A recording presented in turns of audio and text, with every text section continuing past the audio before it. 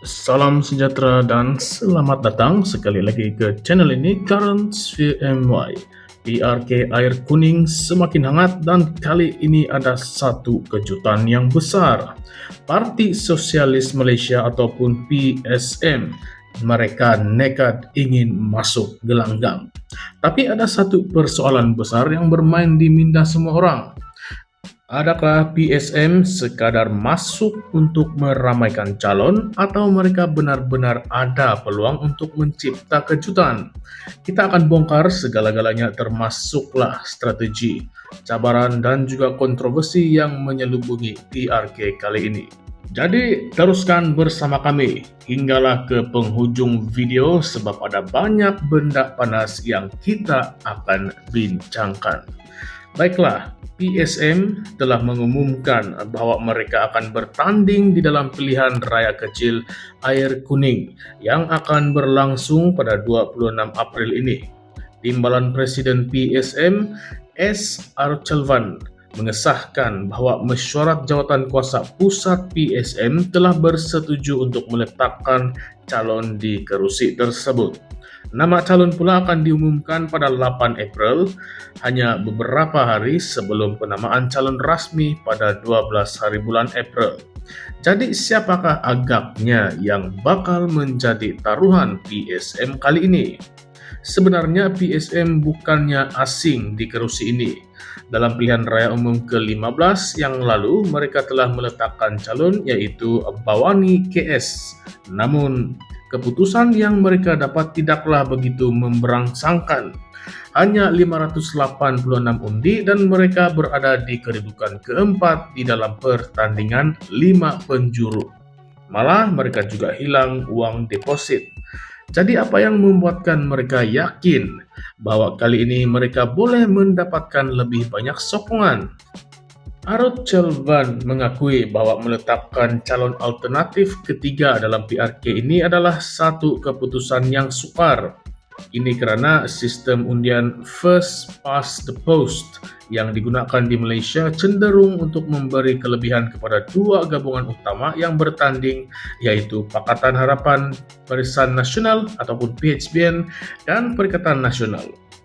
Namun menurut PSM, mereka tidak mahu membiarkan rakyat terperangkap dalam pilihan yang hanya berlegar di antara dua gabungan besar ini.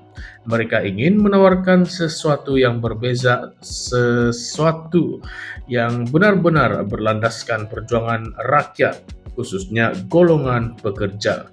Menariknya, Archelvan juga menyentuh tentang taktik politik yang sering digunakan oleh parti-parti besar. Katanya pertandingan antara UMNO BN dan PAS Perikatan Nasional dijangka membawa sentimen perkauman, satu strategi yang sering digunakan untuk meraih undi tanpa mengambil kira kesan terhadap keharmonian masyarakat majmuk. Inilah yang PSN mahu melawan. Mereka mahu membawa politik yang lebih berasaskan isu-isu ekonomi dan sosial seperti kos sara hidup, hak pekerja, alam sekitar, serta masalah yang dihadapi oleh masyarakat orang asli dan juga rakyat biasa di air kuning. Tetapi mari kita cakap terus terang. Adakah ini cukup untuk mengubah lanskap politik di air kuning? Karena realitinya politik Malaysia masih lagi didominasi oleh sentimen kaum dan juga agama. Ini adalah satu fakta yang sukar untuk dinafikan. Walaupun PSM membawa agenda yang lebih inklusif dan berpaksikan kepada kebajikan rakyat, cabaran terbesar mereka adalah bagaimana untuk menyampaikan message ini kepada pengundi yang sudah lama terbiasa dengan naratif politik yang lebih bersifat perkauman. Tambahan pula di dalam PRU 15 yang lalu walaupun mereka bertanding dengan membawa message yang sama, hasilnya tidak begitu memberangsangkan. Jadi adakah kali ini akan ada perubahan? Satu lagi perkara yang perlu kita perhatikan adalah sistem pilihan raya itu sendiri. Seperti yang kita tahu, Malaysia menggunakan sistem first past the post, di mana calon yang mendapat undi tertinggi akan menang, tanpa mengambil kira sama ada majoriti rakyat menyokongnya ataupun tidak. Ini menyebabkan partai-partai kecil seperti PSM sukar untuk menang, karena mereka perlu bersaing dengan jentera besar dari gabungan yang utama.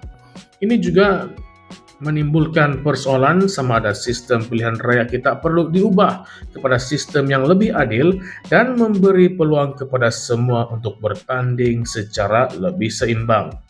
Dan kalau kita bercakap tentang soal strategi pula, apa sebenarnya yang PSM boleh lakukan untuk mendapatkan lebih banyak undi kali ini?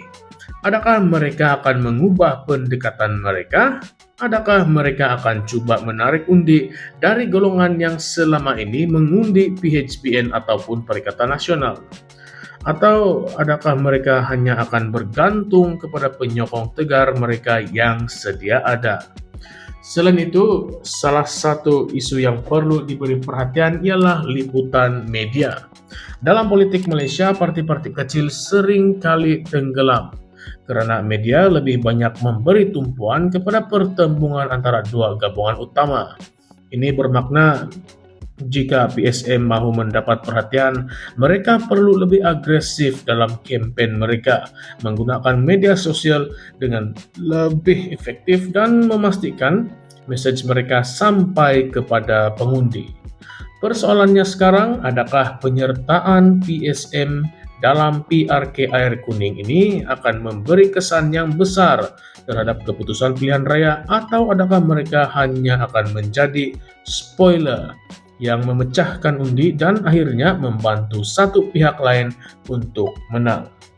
Lebih menarik lagi jika PSM berjaya mendapatkan lebih banyak sokongan kali ini, adakah ini akan menjadi titik permulaan kepada kebangkitan parti-parti kecil dalam politik Malaysia?